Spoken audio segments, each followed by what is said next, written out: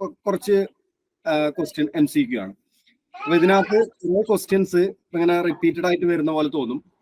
അപ്പൊ അതിന്റെ കാരണം എന്ന് പറയുന്നത് ഇത് പല ക്വസ്റ്റ്യൻ പേപ്പറിൽ നിന്ന് എടുത്ത ക്വസ്റ്റ്യൻസ് ആണ്. അപ്പൊ നിലവിൽ നടന്നിട്ടുള്ള പല PSC ക്വസ്റ്റ്യൻ പേപ്പറിൽ നിന്നും എടുത്ത ക്വസ്റ്റ്യൻസ് ആണ് ഇന്നോട് ഡിസ്കസ് ചെയ്യാൻ പോകുന്നത്. അപ്പൊ അതിന്റെ കാറ്റഗറി നമ്പറും ഇയറും ഞാൻ മെൻഷൻ ചെയ്തിട്ടുണ്ട്. ഏതാണ് എക്സാം എന്നുള്ളത് മെൻഷൻ ചെയ്തിട്ടില്ല. ഇപ്പൊ ഡ്രാഫ്റ്റ് മാൻ ആണോ അല്ലെങ്കിൽ ജൂനിയർ ഇൻസ്ട്രക്ടർ ആണോ MVA ആണോ അങ്ങനെ സ്പെസിഫിക് ആയിട്ട് കാണിച്ചിട്ടില്ല. നമ്മുടെ കാറ്റഗറി നമ്പറും ഇയറും കാണിച്ചിട്ടുണ്ട്. അപ്പൊ ഓരോ ക്വസ്റ്റ്യൻസും നിങ്ങൾ ജസ്റ്റ് ഒന്ന് മനസ്സിലാക്കി ഏത് രീതിയിലാണ് വരുന്നത് എന്നുള്ളത്. കുറച്ച് കാലങ്ങളായിട്ട് ചെറിയൊരു മാറ്റങ്ങളൊക്കെ ഉണ്ട്. അപ്പൊ നമ്മൾ ഒരു 1 വേർഡ് എന്നുള്ള രീതിയിൽ തന്നെയാണ് ക്വസ്റ്റ്യൻസ് പ്രിപ്പയർ ചെയ്തിട്ടുള്ളത്. അപ്പൊ എല്ലാവർക്കും ക്ലാസ്സിലേക്ക് സ്വാഗതം. അപ്പൊ എന്തെങ്കിലും ഡൗട്ട്സ് ഉണ്ടെന്നുണ്ടെങ്കിൽ നിങ്ങൾക്ക് അതിനിടയിൽ ചോദിക്കാം. നമുക്ക് ആദ്യത്തെ ക്വസ്റ്റ്യനിലേക്ക് പോവാം. Aluminium cylinder blocks required. ഇത് 106/2007 എന്ന് പറയുന്ന ഒരു എക്സാമിൽ ചോദിച്ചതാണ്. No liners, aluminium liners, brass liners, cast iron liners. ഇതിൽ ഏതാണ് ആൻസർ?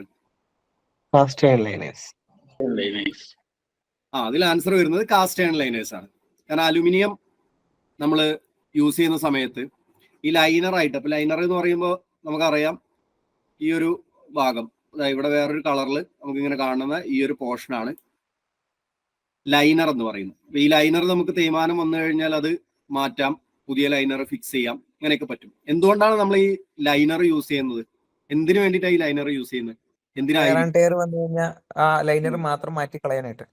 അതെ, വിയർ ആൻഡ് ടിയർ ആണ് മെയിൻ ആയിട്ടുള്ള കാരണം എന്ന് പറയുന്നത്. കാരണം വിയർ വന്നു കഴിഞ്ഞാൽ നമുക്ക് ഈ എൻറ്റയർ ബ്ലോക്ക് എന്ന് പറയുന്നത് മാറ്റുന്നത് പോസിബിൾ അല്ല, വളരെ ചിലവേറിയൊരു കാര്യമാണ്. അപ്പൊ അതുകൊണ്ട് നമുക്ക് എന്ത് ചെയ്യാം, ഈ ഒരു ലൈനർ, ഈ ഒരു പോർഷൻ മാത്രം എടുത്തിട്ട് നമുക്ക് എന്ത് ചെയ്യാം, മാറ്റി പുതിയൊരു പോർഷൻ വെക്കാം.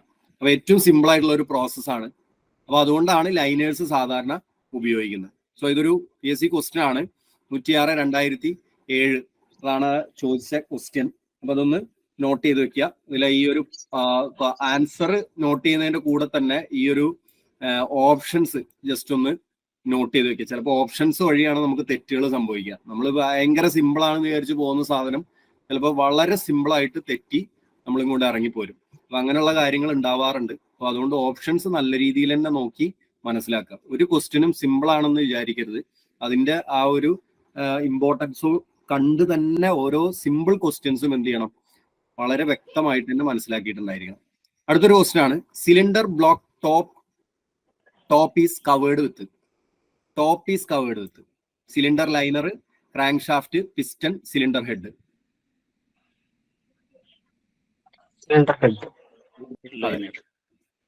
വളരെ സിമ്പിൾ ആയിട്ടുള്ള ഒരു ക്വസ്റ്റ്യൻ ആണ്. സിലിണ്ടർ ഹെഡ് ആണ് ഇതിന്റെ ഒരു പോർഷൻ എന്ന് പറയുന്നത്. സോ ഒരു എഞ്ചിന്റെ ബേസിക് ആയിട്ടുള്ള ഭാഗങ്ങൾ ഏതൊക്കെയാന്ന് ചോദിച്ചു കഴിഞ്ഞാൽ ഏതൊക്കെ പറയാൻ പറ്റും? ഒരു എഞ്ചിന്റെ ബേസിക് പോർഷൻസ് ഏതൊക്കെയാണ്? Head, block, sump. അത് മതിയോ? പിന്നെ piston, connection road, crank shaft. Head, block, crank case. Head ഈ പോർഷൻ, ബ്ലോക്ക് ഈ ഒരു പോർഷൻ, ഇതിനാണ് ബ്ലോക്ക് എന്ന് പറയുക. ഈ ഒരു ഭാഗം, അത് കഴിഞ്ഞ് കാണുന്ന ഈ ഒരു പോർഷനാണ് നമ്മൾ ക്രാങ്ക് കേസ് എന്ന് പറയാം. ഇത് കഴിഞ്ഞ് കാണുന്ന ഭാഗമാണ് സമ്പ്, താഴെ വരുന്ന ഭാഗമാണ് സമ്പ്. സോ ബേസിക്കലി ഒരു എഞ്ചിന്റെ പ്രധാനപ്പെട്ട ഭാഗങ്ങൾ, ബേസിക് പാർട്സുകൾ ഏതൊക്കെയാന്ന് ചോദിച്ചു കഴിഞ്ഞാൽ ഹെഡ്, ബ്ലോക്ക്, ക്രാങ്ക് കേസ്, അതുപോലെ തന്നെ sump. Sump is also called as, സമ്പിനെ പറയുന്ന മറ്റൊരു പേര് ചോദിച്ചിട്ടുള്ളതാണ്. സമ്പിന് നമുക്ക് വേറൊരു പേരിലൂടെ പറയാൻ പറ്റും. എന്താ അറിയോ? Pan, oil pan. സമ്പിനെ നമ്മൾ ഓയിൽ പാൻ എന്നൂടെ പറയും. ഓയിൽ പാനില് ഇപ്പോ സമ്പ് എടുത്തു കഴിഞ്ഞാൽ, ഇപ്പൊ സമ്പ് ഇങ്ങനെ എടുത്തു കഴിഞ്ഞാൽ സമ്പിൽ നമുക്ക് ബാഫിൾ പ്ലേറ്റുകൾ ഉണ്ടായിരിക്കും. ഉള്ളില് ബാഫിൾ പ്ലേറ്റ് ഉണ്ടാവും. അതെന്തിനു വേണ്ടിയിട്ടാ?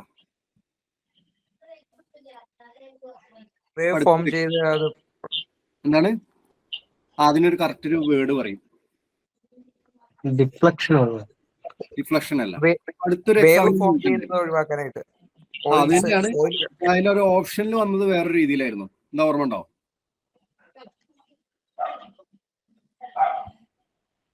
ഓപ്ഷനിൽ വേറെ ഒരു രീതിയിലാണ് ചോദിച്ചത്. സ്ലഷിങ് എന്നുള്ള രീതിയിൽ ചോദിച്ചായിരുന്നു. ഈ തുളുമ്പുന്ന ഒരവസ്ഥ, ഇങ്ങനെ ഓയിൽ ഇങ്ങനെ തുളുമ്പി പോകുന്ന ഒരു അവസ്ഥ ഉണ്ടാവാതിരിക്കാൻ വേണ്ടിയിട്ട് ബാഫിൾ പ്ലേറ്റ് യൂസ് ചെയ്യും.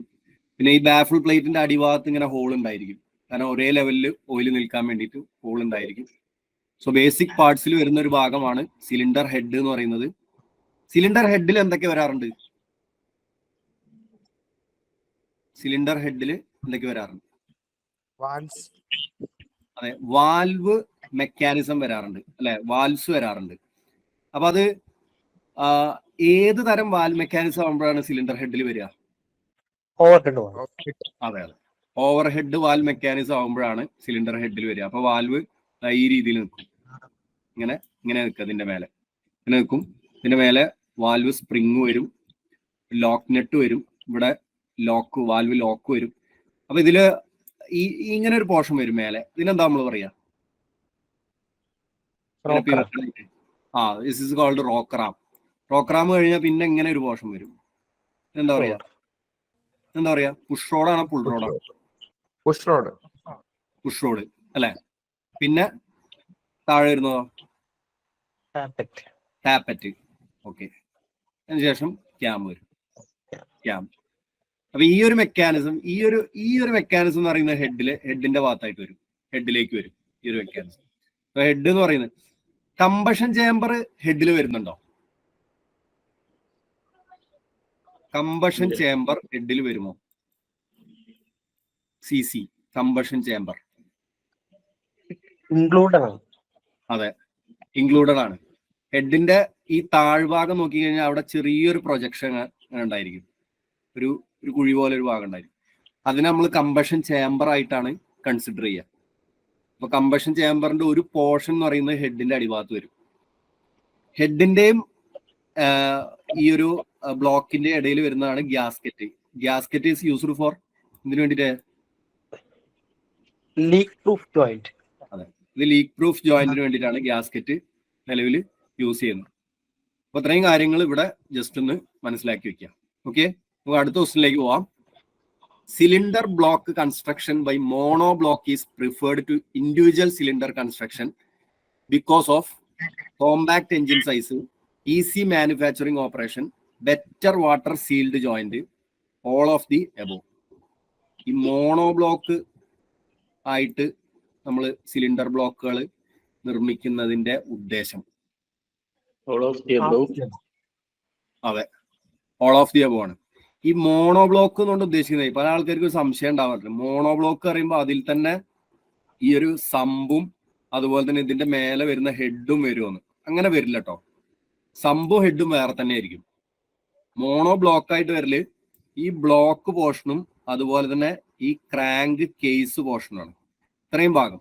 ചില സമയത്ത് നമ്മൾ ബ്ലോക്ക് ഒരു പോർഷനായിട്ടും അതിലേക്ക് പിന്നെ നമ്മൾ ക്രാങ്ക് കേസ് വേറൊരു ഭാഗമായിട്ടും എന്ത് ചെയ്യും, ബോൾട്ട് ചെയ്യാറുണ്ട്, ബോൾട്ട് ചെയ്ത് ഇതാക്കാറുണ്ട്. അപ്പൊ അത് മോണോ ബ്ലോക്ക് അല്ല, അത് ഇൻഡിവിജ്വൽ ആണ്.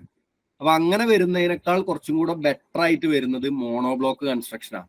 അപ്പൊ മോണോ ബ്ലോക്ക് കൺസ്ട്രക്ഷൻ കാരണം നമുക്ക് കോമ്പാക്ട് എഞ്ചിൻ സൈസ് നമുക്ക് കുറയ്ക്കാൻ, കോമ്പാക്ട് ചെയ്യാൻ പറ്റും. കുറയ്ക്കുക എന്നുള്ളതല്ല, ഒരു ഒതുക്കം ഉണ്ടായിരിക്കും എഞ്ചിന്, ഒരു ഒതുക്കം വന്ന രീതിയിലായിരിക്കും.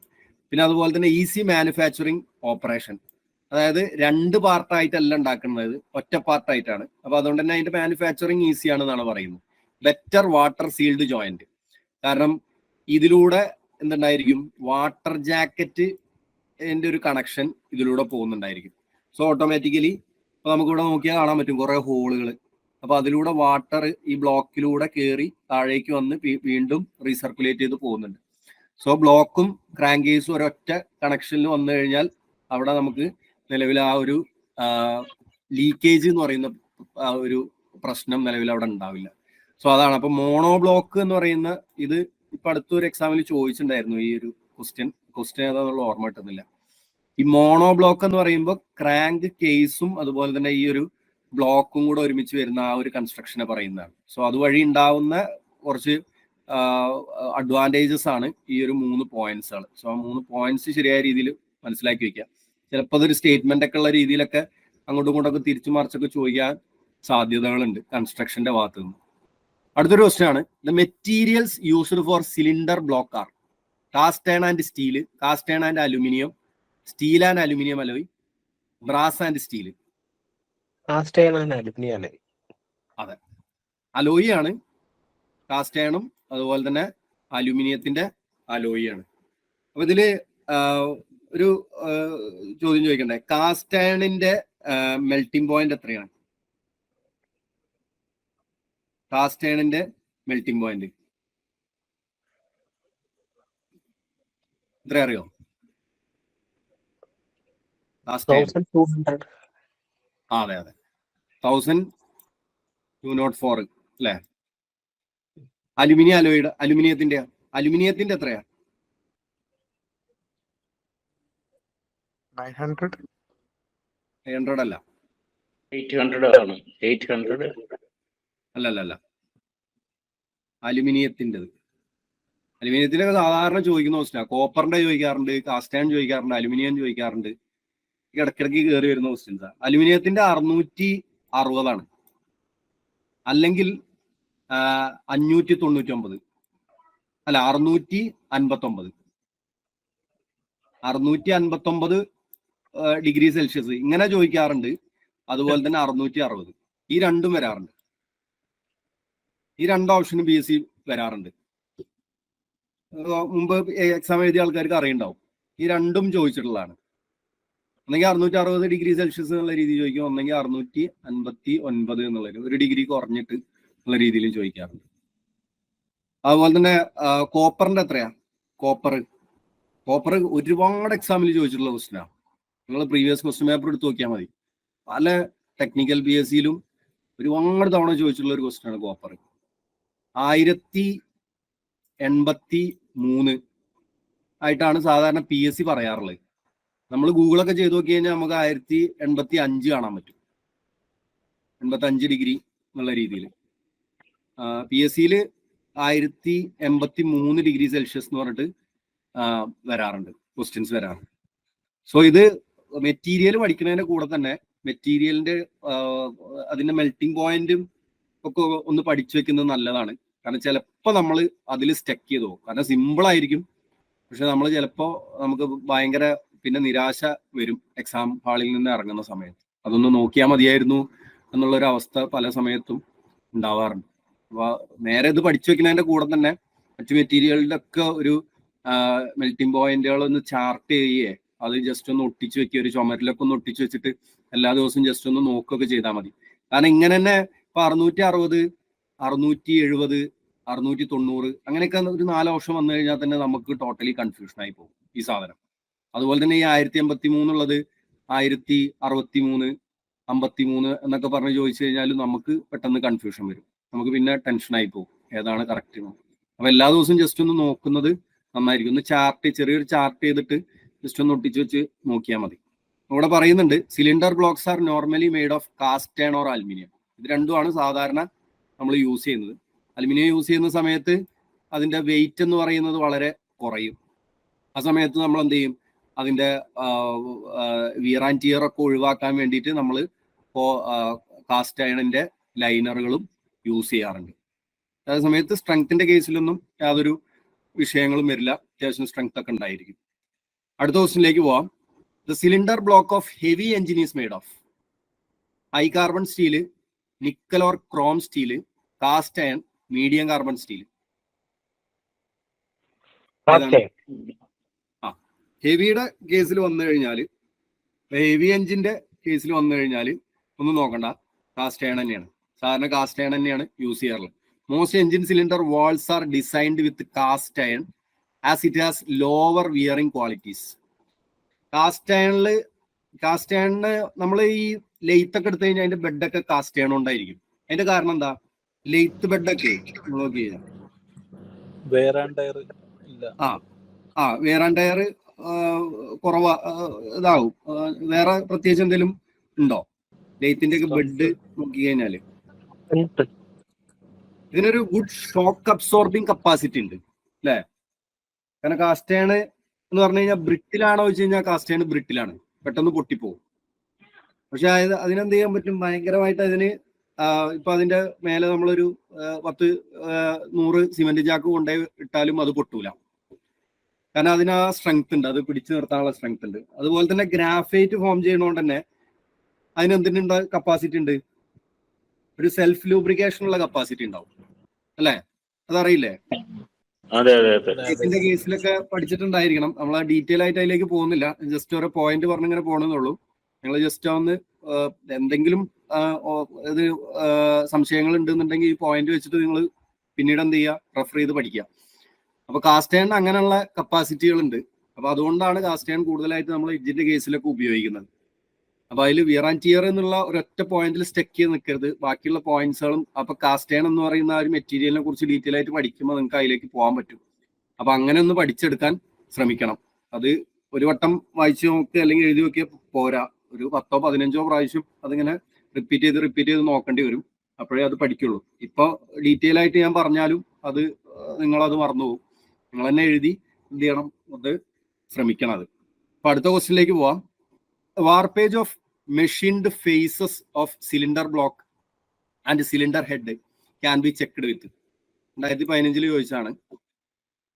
Dial gauge, telescopic gauge, straight edge, trammel. ഇതില് സ്ട്രൈറ്റ് എഡ്ജ് ഇത് ഒരുപാട് തവണ ചോദിച്ചിട്ടുള്ള ക്വസ്റ്റൻ ആട്ടോ, ഒരു ഇമ്പോർട്ടന്റ് ക്വസ്റ്റൻ ആണത്, ചോദിക്കാൻ സാധ്യതയുണ്ട്. സ്ട്രൈറ്റ് എഡ്ജ് എന്ന് പറഞ്ഞു കഴിഞ്ഞാൽ ഇതാണ് സാധനം, ഈ ഹെഡിന്റെ മേലെ വെച്ച് ഇരിക്കുന്നത് കാണാൻ പറ്റും. അതുപോലെ തന്നെ അത് വെക്കുന്ന പ്രോസസ്സും നമുക്ക് ഇവിടെ കാണാൻ പറ്റും. ABCD എന്ന് പറഞ്ഞിട്ട് ഇവിടെ അടയാളപ്പെടുത്തിയിട്ടുണ്ട്. നമ്മളിങ്ങനെ ഡയഗണലായിട്ട് വെക്കും. അതുപോലെ തന്നെ 1, 2, 3 ഭാഗത്ത് ഇങ്ങനെയും വെക്കും.